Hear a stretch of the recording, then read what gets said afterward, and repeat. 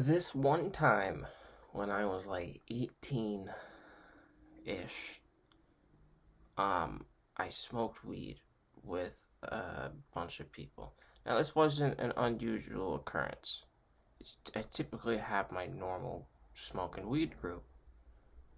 But this time, it was like one or two people from the usual group, and we decided to invite in some people that we typically have never smoked weed with. Because we thought it would be a fun experience. We're just smoking weed with each other all the time, kind of, getting bored of each other. Let's add some spice to this relationship, bring in some outside parties. So we started smoking with these other young adults. That's something that always bothers me. When people call somebody that's like 18 a kid, fucking used to happen all the time. But there really is there's a difference. There's a huge difference. You gotta call them young adults. They're not teenagers. They're not kids. They're young adults. And me and this group of young adults decided to come together and make a decision to smoke some marijuana. It was all fine and dandy until one of them started to freak the fuck out. He was going like, "Make it stop! Make it stop! Ah!" And me, having been the seasoned professional who has gone through my fucking make it stop phase, except mine was different. Mine greened me out. When I got greened out, I would pass out and I would be in this senseless place. Like, not like senseless, senseless, where it was like being the most sleepiest asleep that I've ever been.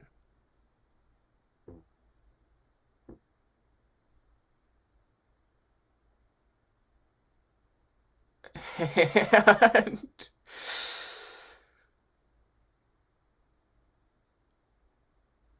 it's like everything around me was black, and I couldn't hear anything, I couldn't smell anything, I couldn't taste anything, I couldn't touch anything. I was just conscious awareness in this like black environment. But I wouldn't be able to like control my body. That was the big problem. Is sometimes I would like pass out and then I'd be stuck. And then I'd be inside my brain and I'd be like, I'm stuck. And sometimes I would end up throwing up a whole bunch because I'd get so dizzy and I'd throw up. But what he was having was a psychic event, a mental event. Because this was his second time smoking marijuana. And typically, the second time you smoke marijuana is the like craziest high you'll get,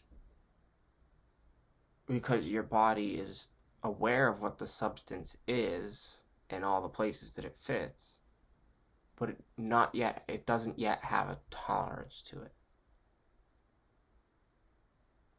So you get crazy fucking high. And I don't think he knew that, first off. And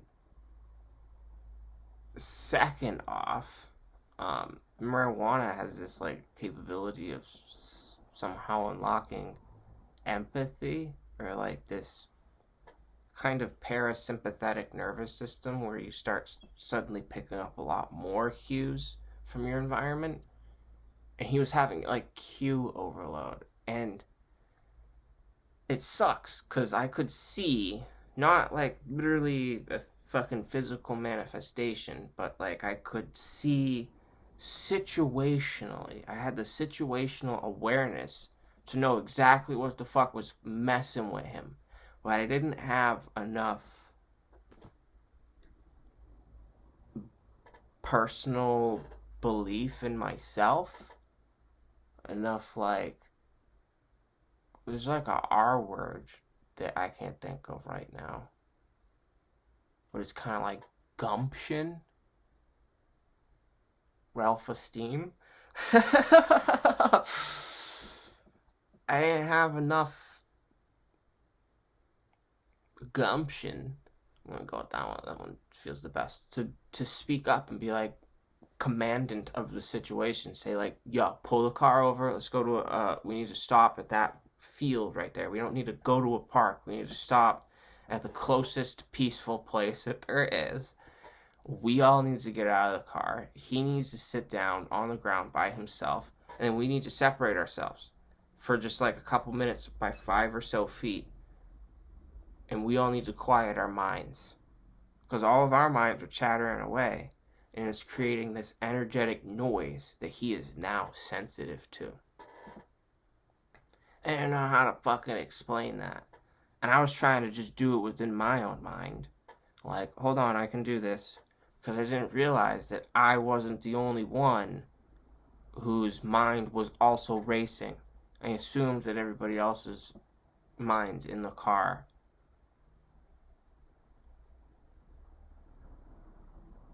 was empty. So I didn't think to tell them, hey guys, empty your mind. Stop thinking about everything. Which is like a empty your mind. It sounds fucking stupid and hippie-like, but like, nah, man. Just stop thinking, because you're creating energy, and that energy's traveling out. And I tried fucking... like, I remember in the moment, hearing something in my head, and responding to something in my head.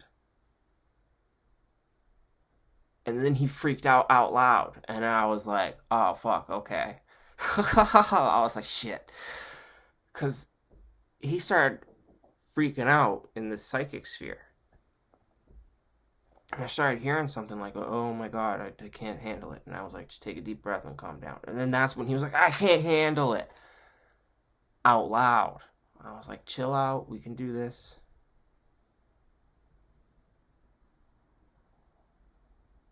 Yeah, wow. I totally forgot about that, like, internal conversation beforehand. Wow, because that guy killed himself afterwards. Oh, wow. And it was just like I was there again in the car for a moment. And I was just that person again. And he was just alive for a moment.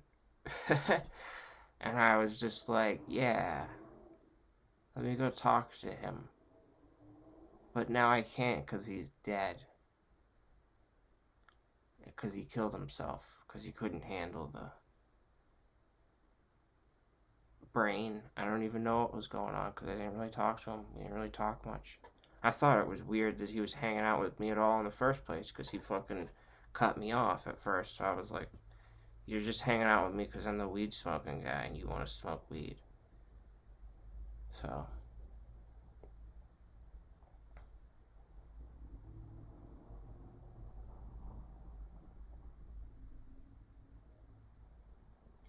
But, you know what's interesting is the realization that I wasn't aware of everybody's thoughts in the car, just his,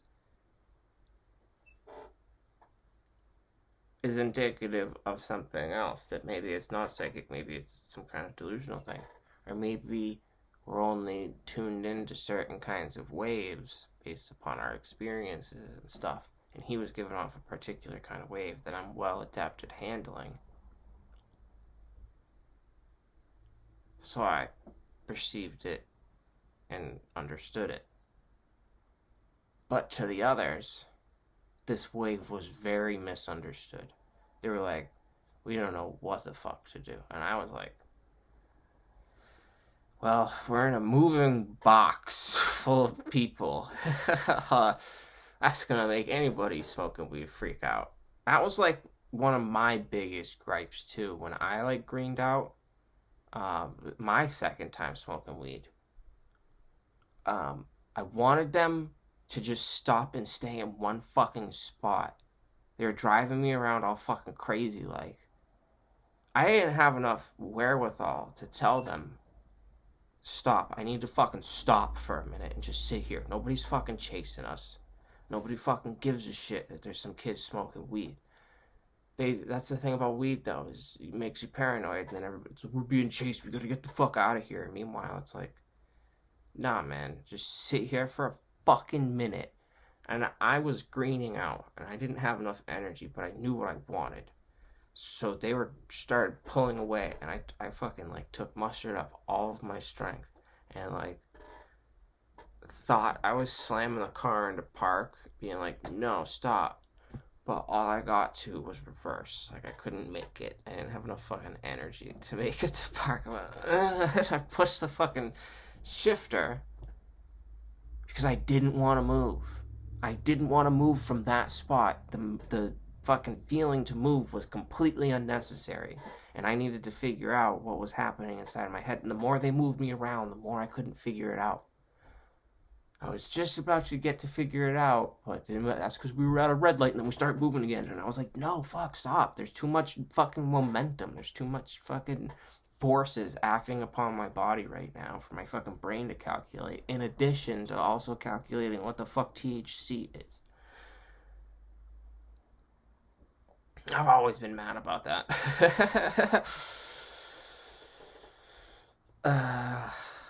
Low key, because it's like that made the experience so much worse than what it could have been. Um,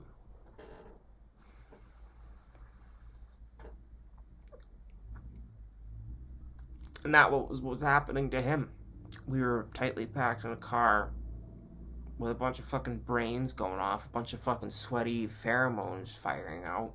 He was getting overwhelmed because his brain was like, we need to figure this out. And I was like, dude, I know exactly what the fuck is going on. Listen to me. Because when your brain is like, I need to figure something out, and somebody says, I know exactly what the fuck is going on, that's going to help you feel comfortable with what the fuck is going on if you're uncomfortable with what the fuck is going on. But if you're so uncomfortable with what the fuck is going on that you think that you're the only one experiencing it, then you're going to dismiss any outside help. You're like, nah, this is novel, this is new, nobody else has experienced this before. That's what THC does to your brain, because you've never experienced it before. That's what anything new does to your brain. Chocolate, fucking a new type of food, anything new, you eat it, and your brain goes, oh, let me figure this out. The flavor, the fucking what's happening, use my senses to figure this out. And in particular with drugs, it messes with the neurochemistry.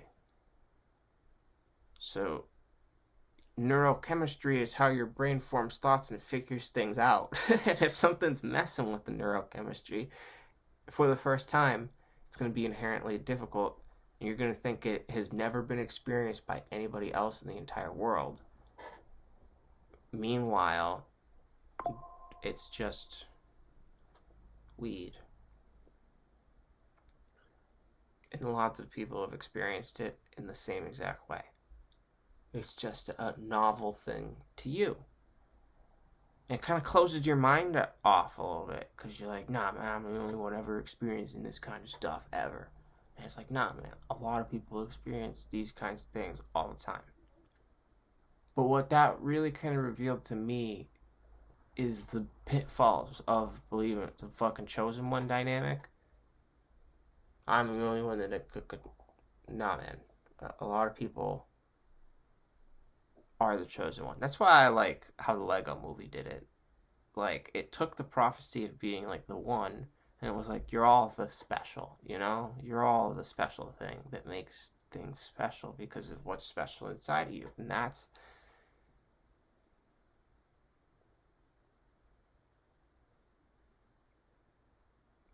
way more unifying than feeling like you're an outsider and you're the only one. Even if you're the outsider and you're the only one for a positive reason, that's still very alienating.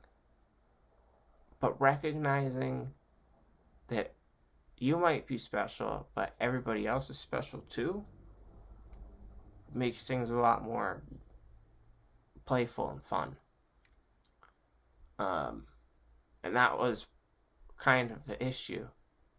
Was the playful environment within that vehicle was kind of going away, and it was being replaced by like negativity. And negativity is one of those things where like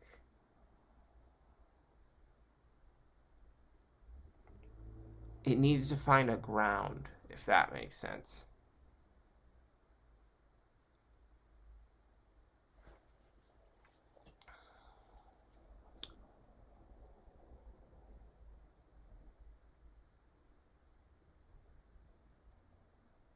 So you ever realize that, like, in a group dynamic, it's never like, oh, that whole group is toxic and negative. Within the group dynamic of itself, the group doesn't think that it's toxic or negative. So then they start, like,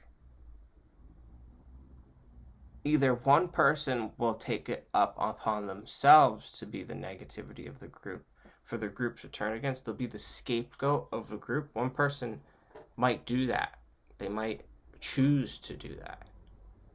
But typically, a group chooses the scapegoat because not everybody is willing to be like, I'm going to be the villain of this group.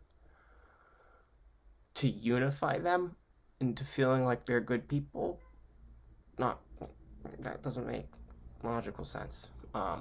So the group usually chooses subconsciously who they're gonna fucking ostracize, and then they pick that person to rally against or around. That's how, like, free-flowing negativity within a group will form. It will always find a ground, even if the person it's being put onto isn't a negative person, isn't a negative influence within the group. But if you're in an environment where everybody's kind of like in a positive state, but there's this, like, kind of negativity not within the group, but everywhere else outside of the group. Or maybe, like, I shouldn't even say negativity, I should be like more like a strong, energetic current within the air. We also produce, like, energetic fields and stuff.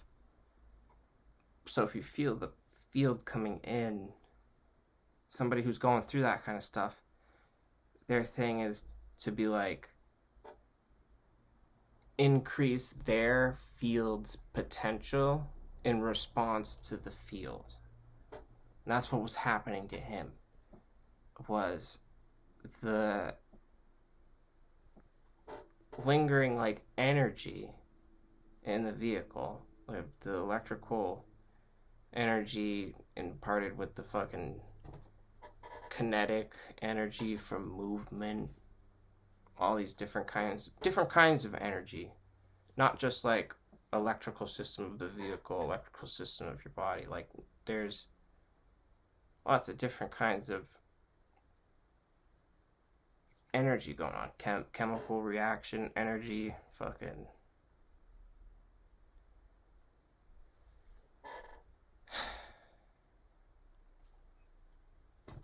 so to say, like, one particular kind of, like,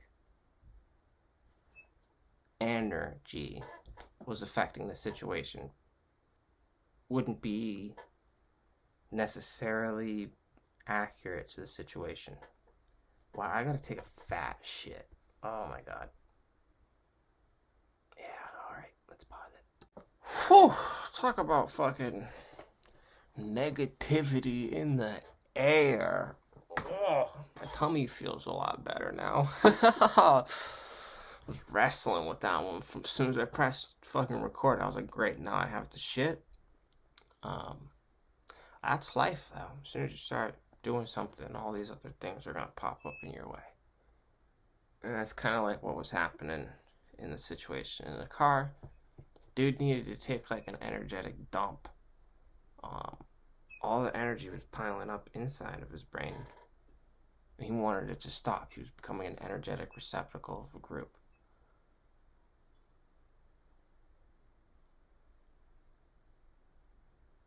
And we didn't make it stop.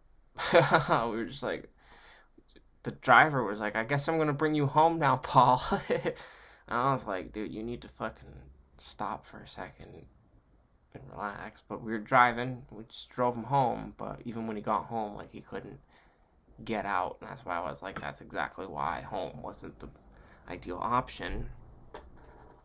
Going for a walk would have been the ideal option. Not even a walk, but like a sit somewhere.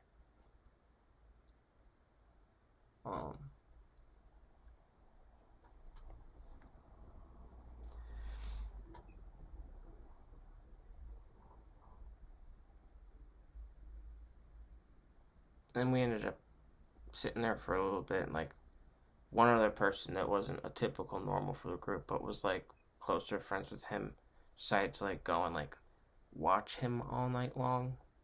Like went into his house and like slept over and watched over him, which I thought was a little creepy. I was like, that's a little. You guys kind of have a weird relationship there.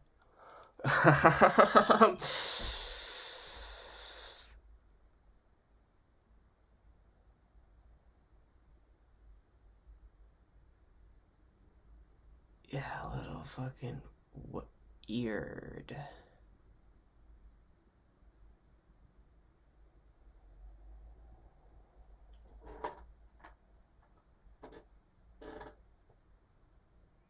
And that's why this psychic shit is bad. That's why the brain fucking turns off most of the things for transmission of waves through your body. Your brain kind of ignores most of it for the average person because it's fucking difficult shit to deal with. It's difficult to fucking sort through and organize all of it. And quite frankly, the human condition wasn't designed to focus on those kinds of things. We're using the brain waves and stuff for one reason, and all that psychic stuff is like a accidentally included reason. I wouldn't say accidentally included, but it's like not the intended purpose of why we have brainwaves.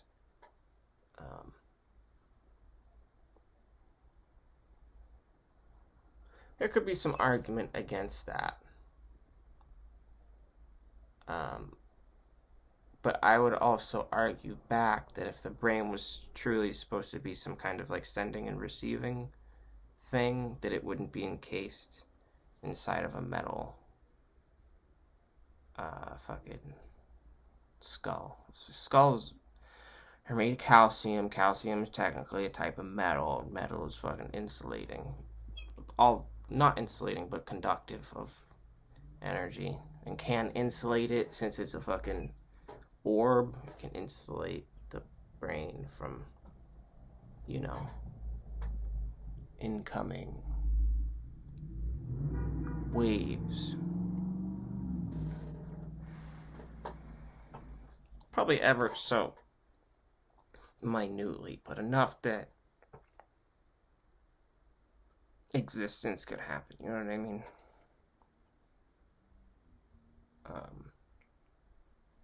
But it also could be argued, like, how do lions in a savanna communicate with each other? They might be using some kind of nonverbal communication that might be consistent of brainwaves. We don't know. But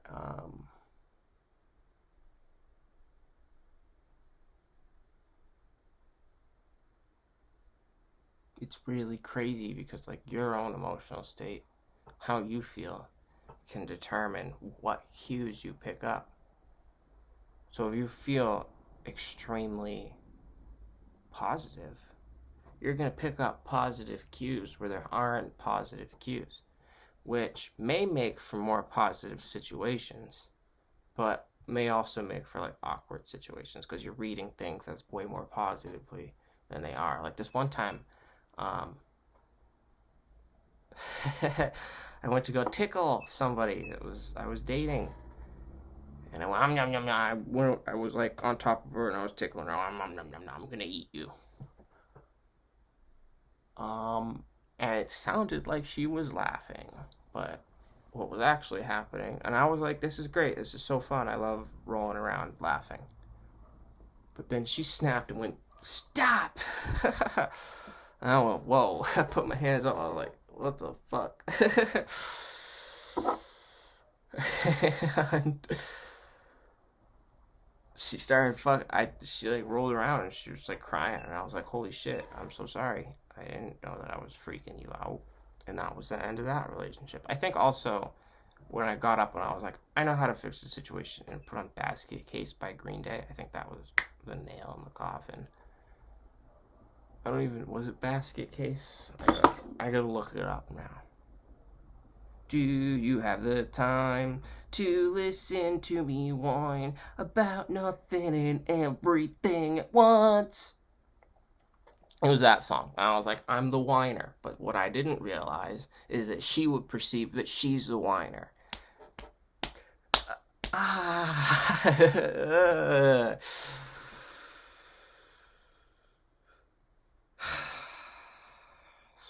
Not always. Psychic and shit. And even when you assume that you're psychic and shit, you fucking misinterpret shit all the time, dude. You can't fucking use it as your one and only, I'm gonna do this, I'm gonna do that. That's why we have other fucking senses. That's why if we only needed one sense, the body would have only evolved one sense. You feel me on that one? If we only needed to see things in order to exist, then we would only see things. But we need to eat things so we move around, and we have all these appendages so we can move shit and grab shit. We have mouths. We need to communicate that, hey, I'm hungry, so I can get some of that food. So we have voices. We got fucking brains, so we can think about it. Like, my tummy's kind of empty right now. I'm kind of hungry. You got fucking ears, so you can hear fucking the ice cream truck is rolling down the street. You got noses, so you can follow the smell of some delicious food. It's not always food. You know what I'm saying? We have all these kinds of senses going on. And they're all checks and balances for each other. When something is confirmed by a multitude of senses, that's when something exists in your reality. For schizophrenic people or people that suffer from hallucinations and delusions, a reality check is something that they have to implement into their lives. Yeah, Basket Case by Green Day, I just Googled it. A reality check consists of something like, I just saw something out of the corner of my eye. So then you need to do your reality check to confirm whether or not that something that you saw in the corner of your eye was real. Some people, it's so bad that they have to take their phones out and record it. And they go, that thing over there, is that real? And they go and they watch it because the phone won't record a hallucination. They might be so deep in their hallucination that when they go to watch it, they see it within there. I don't think that there's ever been a report of that happening. And it's mostly so you can go and you show it to another person. And the other person goes, yes or no. But you really want to perform this as a self-assessment. You don't want to be reliant on having a caregiver confirming or denying all the time. My big thing is sound. I think I hear something, so then I investigate. And that might be just as simple as looking in the direction from which I have heard the sound. Oh, that's where the sound came from. Sound is also created by, like, objects moving. I felt that in my foot, because my foot is on the same desk that I dropped that on. So if you hear a sound, me, personally, I start to pay attention to the seismic sense. I don't know what the fuck it's called, but the sense of feeling vibration through your environment. So if, like, my hand's here, and I knock there, I can feel the vibration in my hand over here. I can also feel how I'm putting vibrations into the wall. I don't know what that fucking sense is called, but I use that as a reality check. So if I hear like a loud bang and I don't feel any kind of seismic wave vibration, man, it probably wasn't fucking real noise. Sometimes I have like noise flashbacks. And I have one theory that a really loud noise would be shaped like a squiggle. And when that squiggle enters your ear, it needs to deform these tiny hairs on the inside of your ear in order for your brain to encode it as electrical signals to then decode it as sound. If a particular squiggle comes in and it deforms a hair in your ear in the exact shape of the particular squiggle, and then the hair gets stuck because there's lots of like wax and maybe like a lot of pressure pushed it down, maybe as there's more sound entering the ear canal, that sound wave can essentially get trapped, like how that guy, I forget who it was, Thomas Jefferson, Benjamin Franklin, so one of them two guys, they created the first recording device, which was a cylinder of wax that a little needle scribed into, and as you like talked into this apparatus, the needle would vibrate, and it would encode those vibrations in the wax cylinder. And then those vibrations on the wax cylinder could be played back on a different machine, and you could actually hear what was said into the wax. We have wax in our ears. If that's a concept, if there's fucking people on American Pickers looking for those little tubes because they still exist and they're still holding sound to this day, but they're just so fragile because they're made of wax.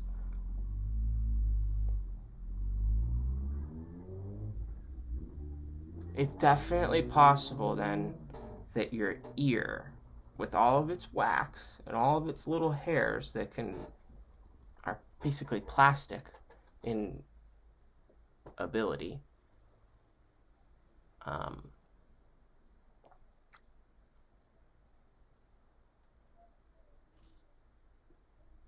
plastic as in not like fucking plastic as in the scientific definition of the word, something that can be deformed and stuff like that and shaped, and hairs can be deformed and shaped, especially if you add wax to it. If I put some wax in my hair, I could get it to stand up like that. So that's a plastic kind of thing. When that hair then releases from its hold and returns back to its normal state, as it's deforming or reforming back into the shape of a hair and it's released from the wax, you may hear an echo of that sound. That's what I think personally. And it's not really necessarily an echo. It's like a really faint, far off, almost in your head kind of sound. Like if you hear like a, and then you'll hear that like, might be like hours and hours later, but it'll be like, you can't even really hear that. That's how like quiet it is. Can you even? I can hear it when I go like that. And that's how quiet it will be within my own ear. That's why I'm like, And sometimes it's stuff that like people have said to me, and then it'll happen later on, like in the night when I'm relaxing. Maybe after I just took a shower, all the wax is a little bit loose. That's when I'll start to hear those things. And like ting, ting, ting, the ears are fucking, the ear hairs are popping back. That's one theory of what it may be. It may also be like the brain misfiring a memory.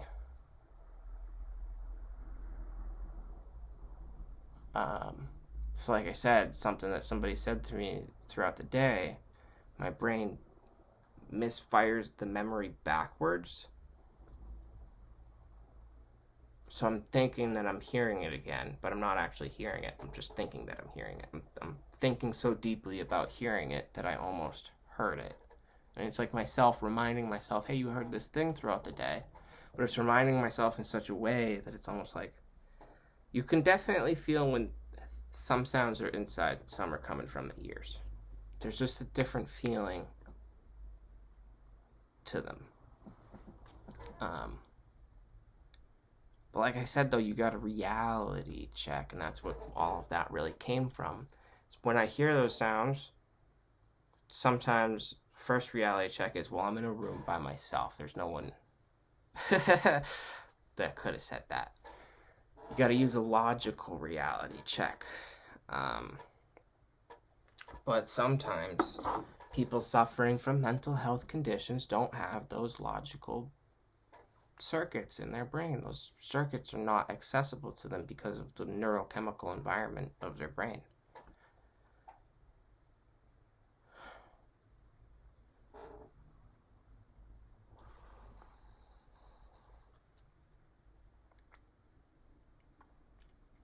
For example, if you use nicotine and then you go about trying to quit nicotine. Nicotine is a dopamine antagonist. It stimulates it. But lots of other things stimulate the release of dopamine, like eating food and stuff like that. So if you go, I'm quitting this, brain doesn't really realize that it's the vape that you're quitting. It thinks you're quitting dopamine. So then you kind of have this logical fallacy that dopamine is bad, but dopamine in and of itself is good. It's the abuse of dopamine through nicotine which is bad.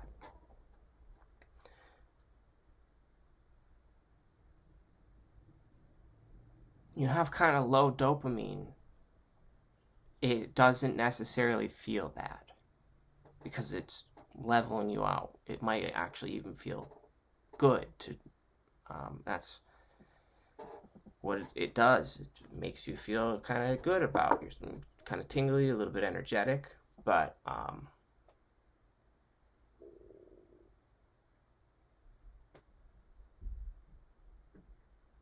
if you're like experiencing it from the state of a deficit, it feels a lot more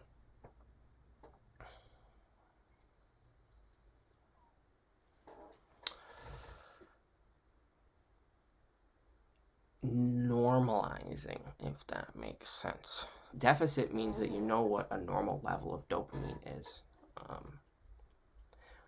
But if you keep jacking up your normal level with the nicotine, it's always going to keep going higher and higher and higher. And then you'll never be able to reach that once standard normal level with the same methods that you used to reach it, like exercise and eating right.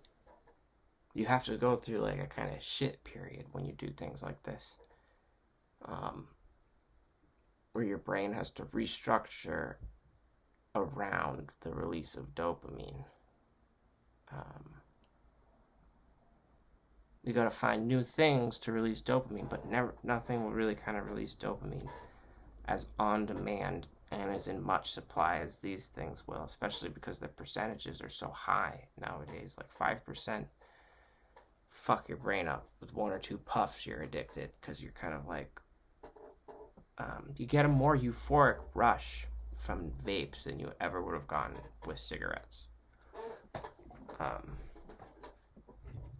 To the point where, like, if you look up nicotine poisoning, some of the symptoms are like feeling numbness, dizziness, ataxia, fucking dry mouth.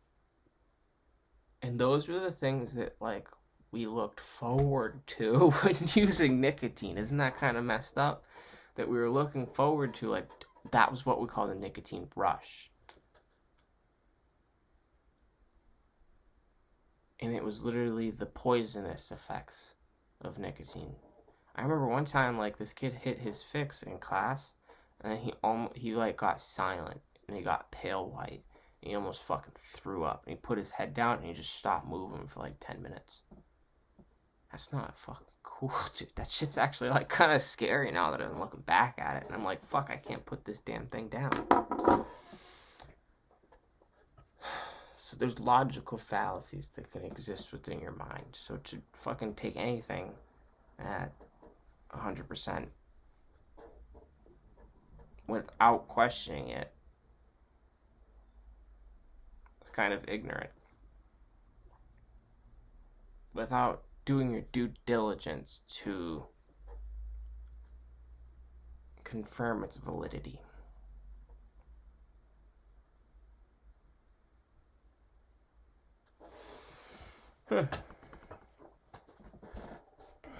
That's kind of what happened there with the weed smoking guy. He thought weed was just like this nothing thing that you could just like smoke and like you're just kind of like hanging out with people and you're having a fun time. Because the first time he smoked, he didn't really get that high, and that happens to everybody the first time you smoke. You don't really get that super duper high that everybody always is ranting and raving about with marijuana. You're like, I don't get it. It's just like a cigarette. Maybe you've vaped nicotine before and you're like, oh, it's just like nicotine.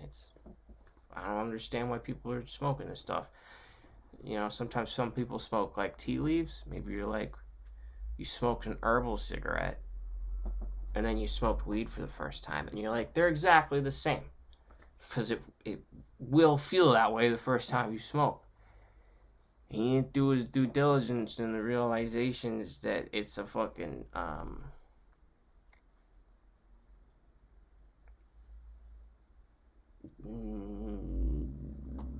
fucks with your neurochemistry.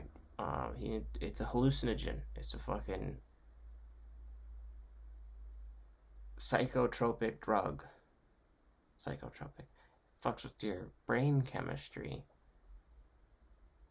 And this was his second time smoking weed. He didn't really look into, like, what does it do to the brain chemistry? What is its purpose? What is this and that? He was just kind of like, fuck it, let me just smoke some weed. And we all kind of do that. But me, I didn't do my due diligence either to be like, hey, this happens sometimes. As the person who's the experienced weed smoker in the group, I didn't do my due diligence either. And I feel guilty about that to this day. Because it's like,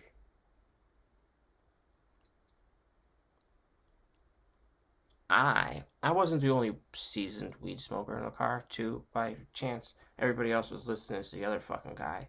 A guy who I've never seen green out once in his life. They weren't listening to the guy that fucking greened out so many times that they're all like, why are you still smoking weed? They never asked that question because they knew it was a revenue source. They didn't want to question it. They're like, he likes it. He likes passing out and throwing up all over himself. What I was trying to do was see my way through it, which eventually I did. And that's why now I can smoke and I can go and do shit because I have a tolerance to it now. I knew that would happen. Eventually I would gain a tolerance. And I knew that I was smoking because I liked what it did to the neurochemistry.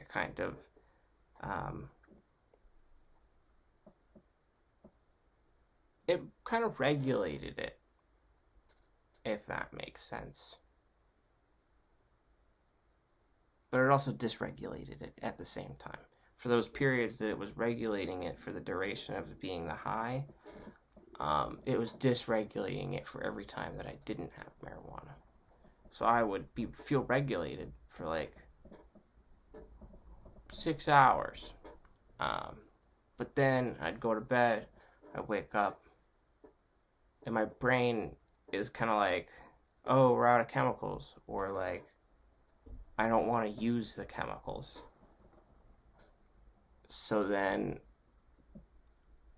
it gets dysregulated, and maybe it's not using many chemicals, or maybe it's using a different kind of chemical and more of them. So then I go back to the marijuana because I'm training my brain to say, no, these chemicals, not cortisol. We want fucking serotonin or whatever.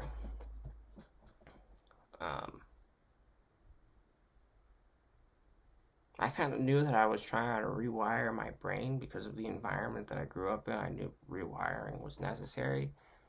But I don't think that that guy, when he was freaking out, knew that's what it would do.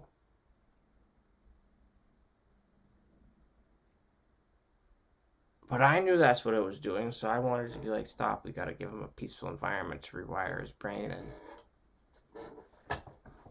didn't work out that way. So I don't really smoke weed that with people that have never smoked weed before anymore. It takes like one fucking bad experience to be like, yeah, I'm not gonna do this with people anymore. Because it's fucking wow. I mean, now I don't even want to say that. Knock on wood, because I don't want to fucking smoke weed with somebody and then they go and they freak out. I don't even really like smoking weed with people, dude. Like this dispensary opened up a smoking lounge and I was super excited about it before it opened, but I don't go in there. I don't smoke in there. I did it like once, felt a little weird. Tried to do it a second time. There was nobody in there, so I was like, fuck it, I'm leaving. I'm not gonna be that guy that's just chilling in here smoking. I don't even know like what they really offer. You know what I'm saying? So it's weird. I get what they offer. I can't say that. I don't really. I can use, if I buy wax, I can use their bongs there. It's like, okay, but I have my own. You know. I don't know. Maybe they need to get a video game console up in there. That might make it more like, they have like an arcade machine, but you gotta fucking stand up to do that shit. Like, nah, homie. Put in like a TV where I could sit down. They had couches. Just put up a couple of big TVs, play some fucking tourneys there. I don't know. But yeah, I don't even know why I started talking about this. That poop kind of broke up the chain of thinking. And now we're at like, I've almost been talking for an hour, so I'm going to call it quits pretty soon. I don't remember like what was the inciting, yeah, I want to go talk about that fucking thing.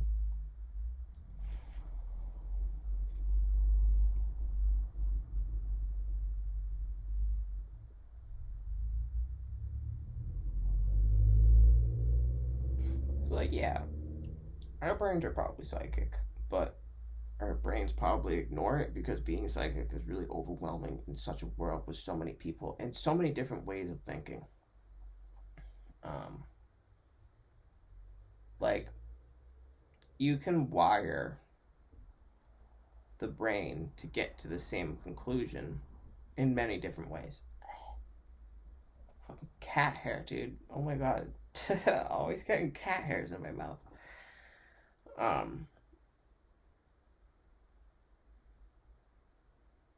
You know, like maybe somebody uses this part of their brain to remember and realize that 2 plus 2 equals 4, but then like another person uses that part of their brain to realize that 2 plus 2 equals 4, but they're both realizing the same thing. They're just using different parts of their brain to realize it.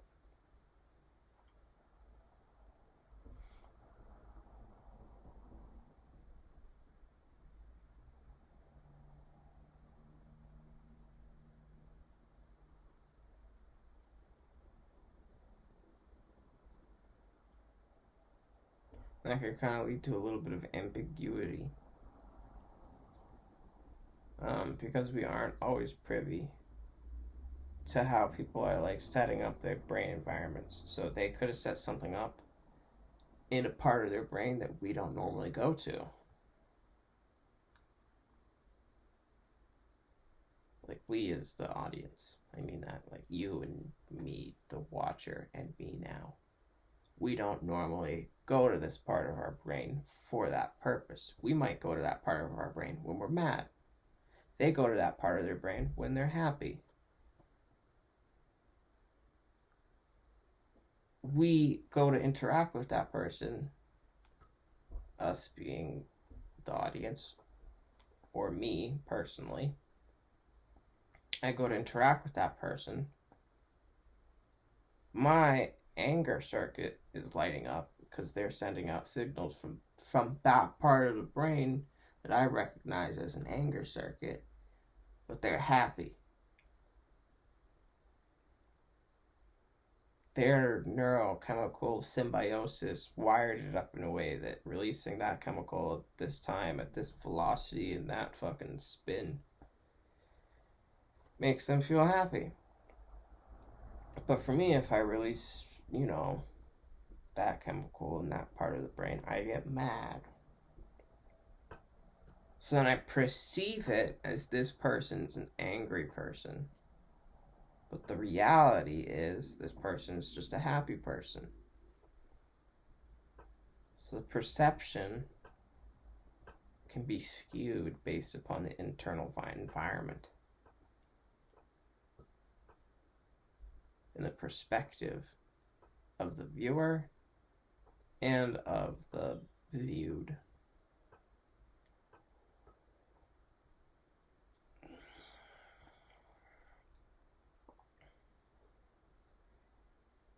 But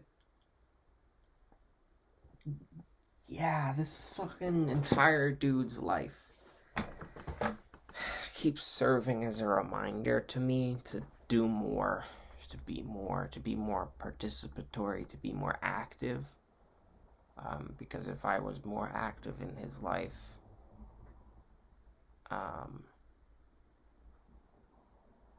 I could have maybe understood things better, a little bit deeper too. So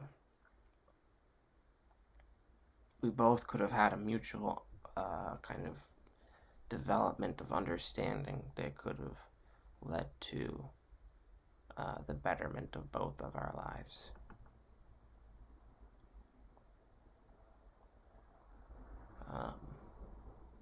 But he really serves as like a stark reminder that if I'm feeling like an inclination or like a feeling to go do something, that I should probably do it.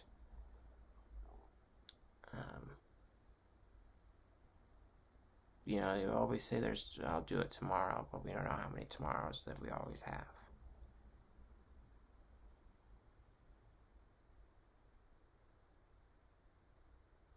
And this same guy, when he died, I thought about him in the exact moment that he died, and I was like, I should hit him up. But then I was like, nah, man, he stopped talking to me. He was the person that didn't want to be friends with me. I'm not gonna hit him up. He has to hit me up because he made that choice that he didn't want to be friends with me. Like, fuck that. I'm not gonna do that. And the next day, I found out he died, and I realized that I was thinking about him in the exact time around which he died. So it's just fucking, I can't ignore it anymore. That there is something that we transmit between one another, and it can fuck with your head. I think that's really just all I want to say. I'm in the process of trying to unfuck my head, so I guess that's all I really got for today, guys. As always, keep it easy out there. Peace.